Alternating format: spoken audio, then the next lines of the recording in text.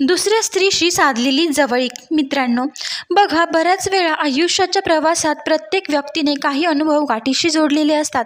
नात्यात येण्यापूर्वी, लग्नाच्या आधी किंवा एखाद्या नात्यात असताना आपण कोणासोबत तरी भावनिक किंवा शारीरिक जवळीक अनुभवलेली असते.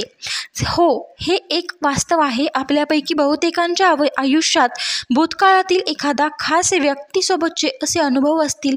पण मित्रांनो, लक्षात ठेवा, प्रत्येक सत्य बोलून दाखवायचं नसतं, विशेषतः जेव्हा ते सत्य तुमच्या नवीन नात्याच्या पायालाच धोका पोहोचवत असेल. आता कल्पना करा, तुम्ही तुमच्या नवीन प्रेयसीसोबत बोलत आहात आणि सहज म्हणून टाकता, हो, ती माझ्यासाठी खास होती आणि आमच्यात चांगली जवळीक होती, किंवा आम्ही पूर्वीच्या नात्यात शारीरिक संबंध अनुभवले होते. पुरुषांना वाटतं हे फक्त एक जुनं फॅक्ट आहे, ते सांगून मी प्रामाणिक राहिलो. पण स्त्रीच्या मनात त्याचा अर्थ लगेच बदलतो. तुमच्या या वाक्यामुळे तिच्या मनात प्रश्नाचं एक धोकादायक वादळ उभं राहतं. ती कोण होती? तिचा त्याच्या आयुष्यावर किती प्रभाव होता? तिच्यासोबत घालवलेले हसण्याचे, बोलण्याचे आणि जवळीक साधलेले क्षण आजही त्याच्या मनात आहेत का?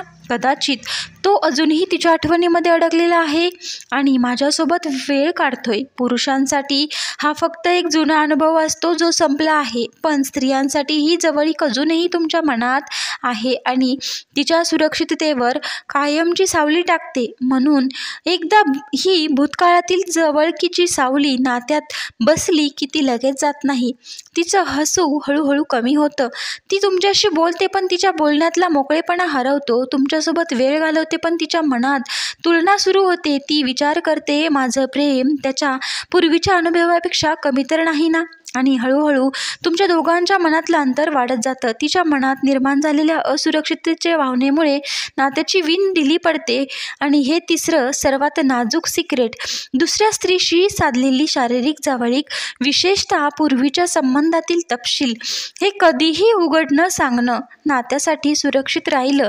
पूर्वीच्या जवळीक आणि अनुभवाचं थोडंसं उघडकीस येणं स्त्रीच्या मनात किती निर्माण करतं हे तुम्ही पाहिलं. पण मित्रांनो, फक्त भूतकाळ नाही, मागील चुकीचे निर्णय देखील नात्यात भीती निर्माण करतात. चला पाहूया मित्रांनो, चौथं, मागील चुकीच्या निर्णयांचा अनुभव.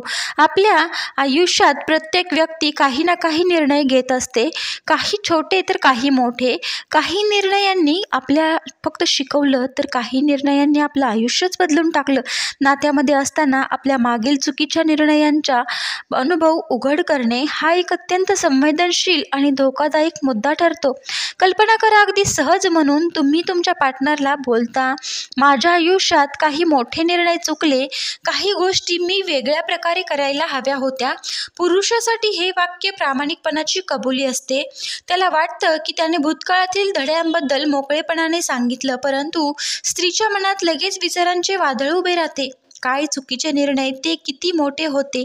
ते निर्णय माझ्या आणि या नात्याच्या भविष्यावर कोणताही नकारात्मक प्रभाव टाकतील का? हा खऱ्या अर्थाने बदलला आहे का? की भविष्यातही तो त्याच चुका करेल? पुरुषांना वाटतं हे फक्त अनुभव आहेत, ते सांगणं काही गैर नाही. पण स्त्रियांना जाणवतं की व्यक्ती पूर्वी चुका केल्या आहेत आणि आता त्याचा प्रभाव माझ्या सुरक्षिततेवर होऊ शकतो. हे क्षण नात्यात एक असुरक्षितता सावली निर्माण करतात. ती तुमच्या चुकांवर तुम्हाला कधीही बोल लावणार नाही, पण तिचा विश्वास, तिचा संवाद, तिचं हसू हळूहळू सूक्ष्मपणे बदलत जातं.